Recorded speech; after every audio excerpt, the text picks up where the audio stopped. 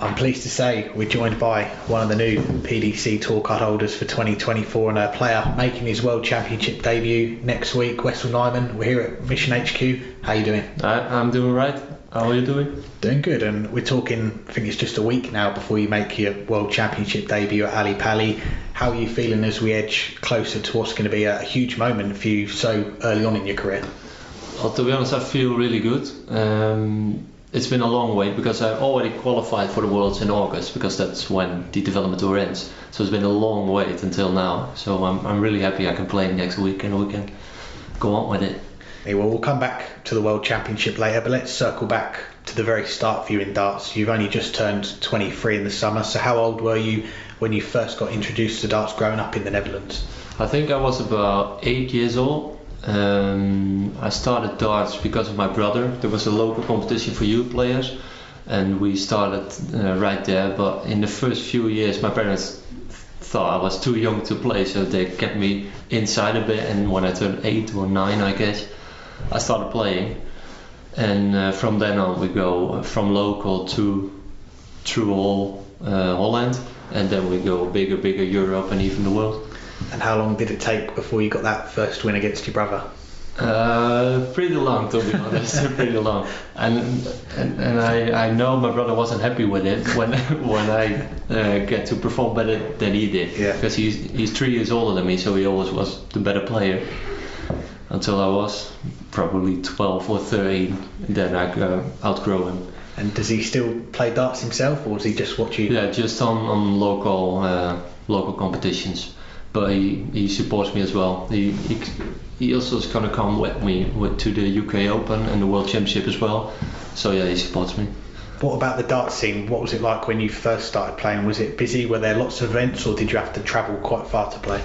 Well, when you live in Holland, you do not have to travel more than 2 or 3 hours because you're out of the country then, because it's a very small country. But it used to be bigger for the youth darts than it is now, because it's actually shrinking a bit.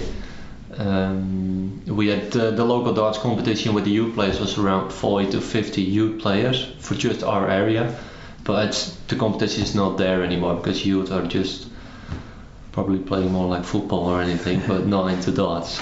Well, we'll see how you get on the World Championship. You might inspire a few more to take it up. Well, let's fast forward to 2017. You played the last weekend of the development tour. You made a quarter final that weekend. What are your memories of that first taste of playing in that PDC setup? It's actually funny because I travel with Jimi Hendrix, a mate of mine who lives in my area, and we practice a lot. And I think it was like the first game on the first time ever playing development tour I draw to Jimmy. That was pretty funny, but it was a bit weird because I was used to playing noisy matches because everything happens around you, and when you play the development tour it's more like a quiet, calm area, but which I think is better to play. But it was a bit weird in the beginning. Yeah.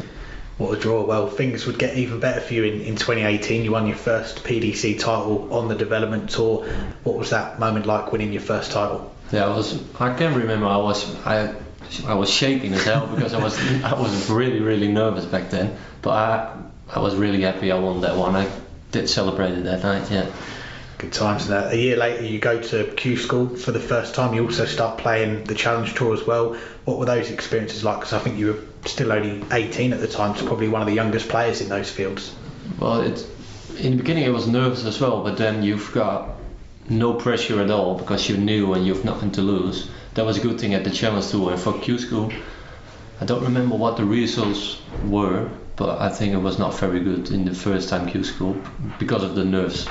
But the Challenge Tour was really good. I think I got a final there as well on the Challenge Tour in the beginning.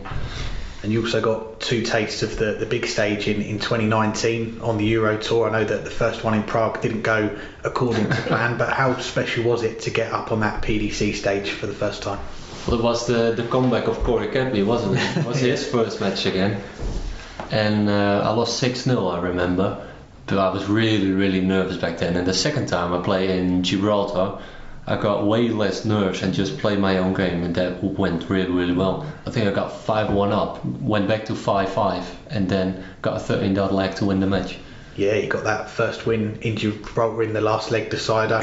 That year you also got your first taste of the Players' Championships as well, getting the call up for those, I think it was 2 of the weekends. What was that like, walking into the room, seeing all those big names?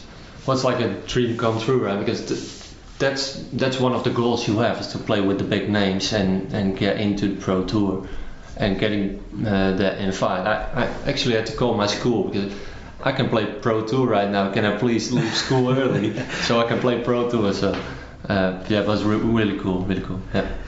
Excellent. And speaking of the big names, you claimed a few scalps as well, beating Dimitri van den Berg and Adrian Lewis. How much confidence did those wins give you? Well, it's funny because when I was a kid and I watched TV, I really admired Adrian Lewis because of his style and his pace and because he played really well.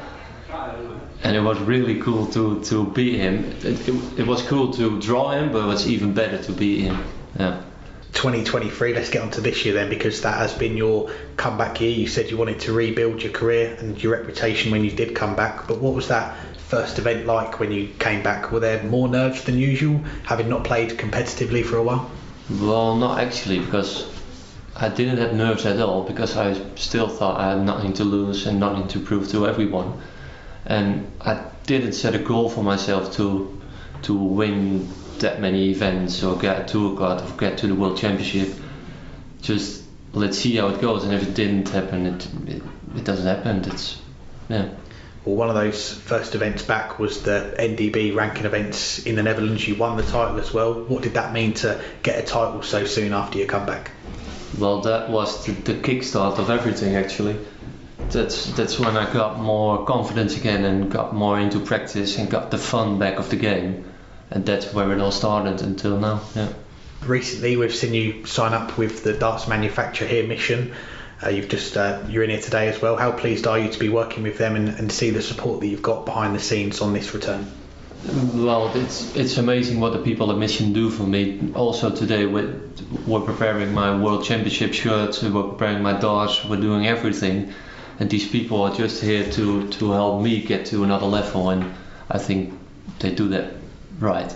Definitely do. And we've also seen your own darts released by Mission recently. During that process of having the new darts, were you looking to make a lot of changes, or is it just a few slight tweaks for the new darts? Well, I was happy with my dart as it was, so I didn't want to change much. But I've got 1 gram less now where I play it with, and there's another ring of grip. We tried different types with more grip or less grip, but it's quite the same, just 1 extra ring of grip. Well, let's get on to the development tour this year. Your first appearance in 3 years on that particular tour. Going into the season, you mentioned a minute ago you weren't really putting too much expectation, too many targets on yourself, but because of the good results, when did you start to think you could maybe achieve that tour card and get to the Worlds? Well, after the first weekend I thought, okay, maybe there are some possibilities right here. But it was like after the 3rd weekend, I thought, okay, we can really do this, and if we got 2 more good weekends, we're actually there. Just after the 3rd weekend I got full, I thought, yeah, this could be the year.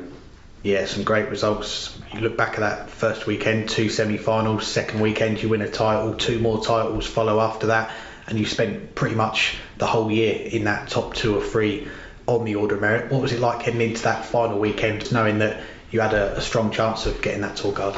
Well, it was nervous as well, but not on the playing days, but more between the 4th and the 5th weekend, because then everyone is telling you as well, because you're in that particular spot. Yeah.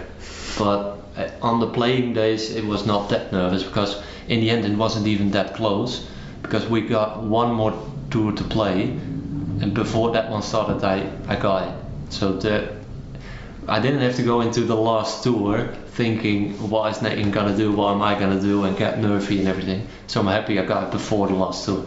Even better. Well, you said afterwards as well there was no words to describe this feeling, but what was the moment like when you found out you'd secured that 3rd place and you could no longer be caught?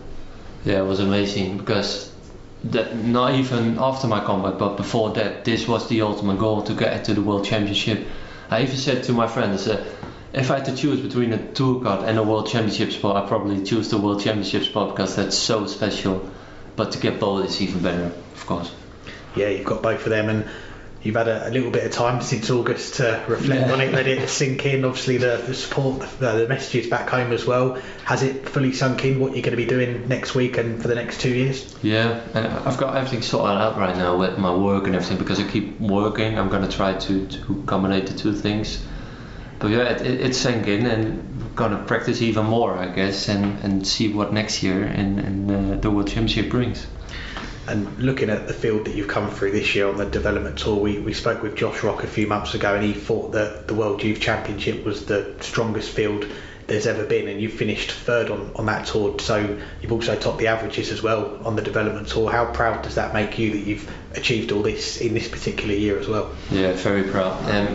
I've got also texts from my sponsors and the people who support me, and they are very proud as well, and that makes me even more proud that I made them proud. Do you know what I mean? It's just because they support me and I achieve this and make them proud. That's the best feeling, I guess. And two more before we let you go. Let's look ahead then. It's going to be a memorable moment making that walk at Ali Pali next week. Then it is going to be all eyes on the Pro Tour 2024, making that step up to the pro circuits. How excited are you for Ali Pali, a clash of youth and experience, I guess, against Steve Beaton next week, his 33rd World Championship, and your first is going to be quite interesting to see that go. I don't know what to expect, to be honest. I was on the Dutch television show for a reaction video after the draw, and I talked to Jacques Nieuwlaat, and he said, I think you might be the winner of that game. So hold on, I'm just the underdog.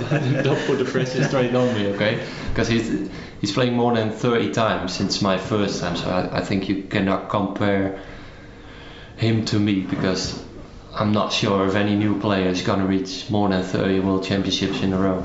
Yeah, it's quite the achievement, isn't it? And lastly, we'll finish up.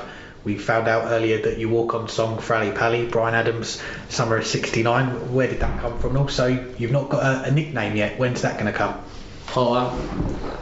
To be honest, I don't really like nicknames. I just call me by my real name. That's the best thing. And for the walk-on song, I've been with a mate of mine to Bryan Adams' concert, and when he played that live, we thought about that song, and then he played it live, and we looked at each other and said, okay, this is going to be the one. There's no doubt right now. It's going to be Summer of '69. That's a great choice, Wessel. Congratulations on this comeback year. Wish you all the best for the World Championship and what else is to come next year. Your first year on the tour as well. Yeah, thank you very much.